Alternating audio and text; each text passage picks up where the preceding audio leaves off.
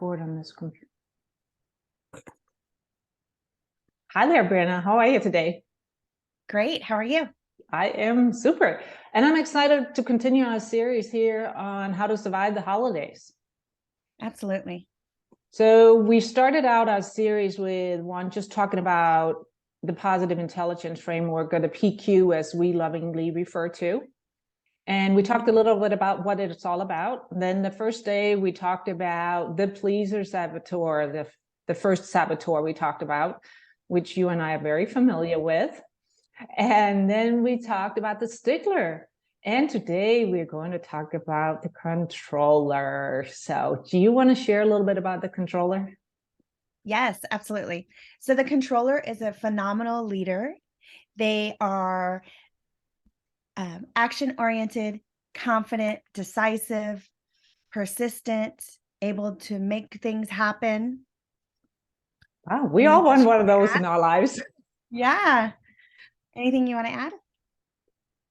I think they have a bias for action. I think that's one of the things, but they also have this ability to make sure that thing doesn't get run off the rails. That you can stay, like if you're on a project, that you make sure that it's a little bit different than the stickler that we talked about yesterday, but they know how to bring a calm to the chaos, because they can go in very quickly and say, we got to do this, we got to do this, we got to do this, so be on top of things. And they're okay with doing what's right, even if it's not the most popular. They're confident in their beliefs that yes, yeah, they know what they're good at, and they will make sure that it gets done to the way that they do it, and make the decisions. Like you said, that's hard. So awesome. So how do they get in trouble? So when it's an overdrive, you get short-term results as a controller, and while losing long-term influence. So what that means is resentment starts to build within a team of like, oh my gosh, would she stop telling me what to do? Let me innovate and be creative in how to do this, whether it be baking cookies or doing whatever project it is. Yeah, we talked a little bit about that before we got on here. A client that I was coaching, they had a strong controller. They had like the trifecta. They had a strong controller, they had a strong hyperachiever, and quite a bit of a victim, which is another little sneaky one. But what the controller for them looked like was when after all the tasks were to, put out to their teams, and they had hired very competent team members, but they couldn't help but tell people how to get things done, because they wanted to control every part of the process. And like you said, that creates, do it this way, do it this way, do it this way. And people would do it, even though it naturally did not come to them to do it that way. And it might have been done 10 times better if it had done it their own way. But the controller in that particular client was so strong that they just couldn't let go of it. And it did create friction within the team, because the people say, well, you tell me to do it, and then you tell me exactly what to do, instead of allowing me to grow in my role and to become the valuable asset that I can for the company. Yes. It's almost like they were hired as the expert, and then they don't get a voice. Yeah. Can you think of examples in our private lives how a controller would show up?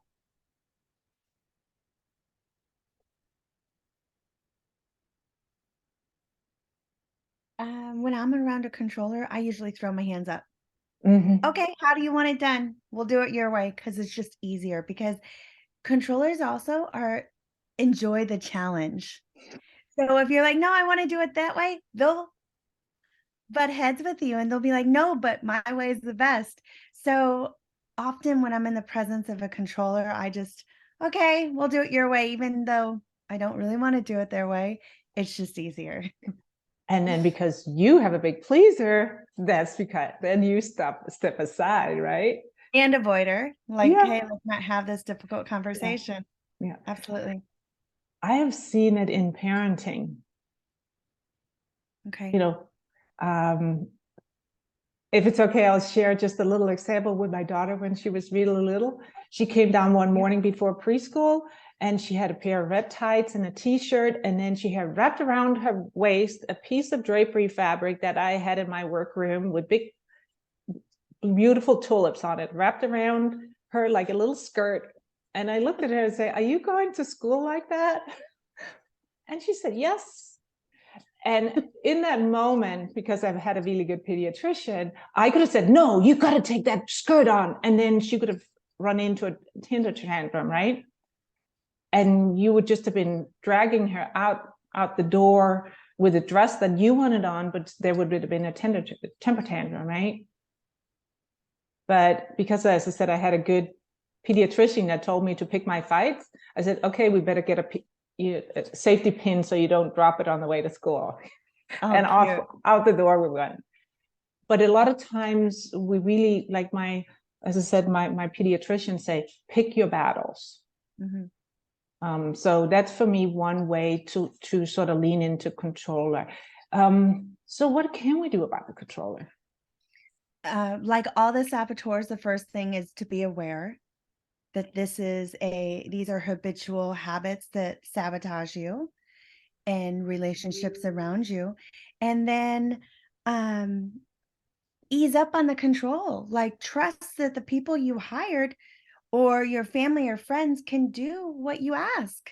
May not be exactly the way you like it. They may cook the spaghetti different, but it could be fun. Yeah. So that leans into what is the benefits of easing up on a controller? What do you reduce by easing up on your controller? For me, it is definitely that you allow more playfulness. You open up to be a little more curious and say, "Oh, what could happen here? Let me try that new spaghetti," as you mentioned, or something else. What is it for you when you see that controlling easing up? What is the positives that come out of that? Less stress and more fun. Yeah. Yeah. So that was the controller. Yeah. Thank you. You're welcome, and we'll see you And again next we'll be tomorrow, all right? Okay, yes. And Thank tomorrow you. we're doing, The avoider. oh boy, let's get the avoider done. Have a great day, everybody. Thank you. Bye. Bye.